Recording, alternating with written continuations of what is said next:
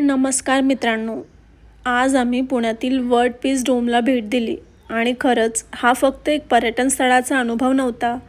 आत गेल्यावर तिथल्या गाईडने वर्ल्ड पीस डोमची संकल्पना, त्यामागचं स्वप्न आणि प्राध्यापक डॉक्टर विश्वनाथ कराड सरांनी जगाला शांतता आणि मानवतेचा संदेश देण्यासाठी केलेलं कार्य खूप सुंदर पद्धतीने समजावून सांगितलं.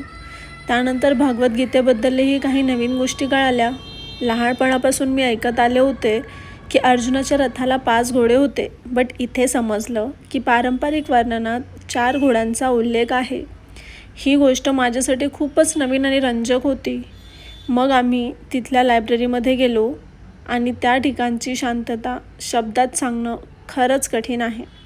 संत ज्ञानेश्वर महाराजांच्या स्मृतींना समर्पित असलेला भाग आणि आजूबाजूला विविध धर्म, विज्ञान, तत्त्वज्ञान, साहित्य अशा अनेक विषयावरील पुस्तकांनी भरलेली कपाटं.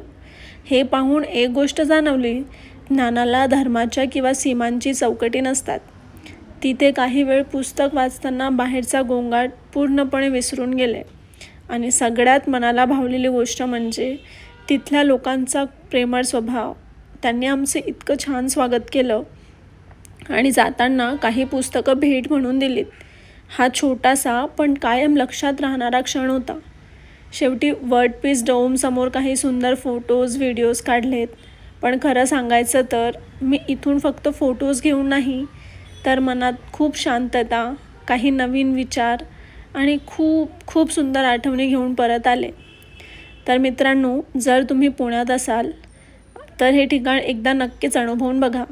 कदाचित इथे तुम्हालाही फक्त एक डोम नाही, तर शांतता, ज्ञान व माणुसकीचा खूप सुंदर अनुभव मिळेल. थँक्स.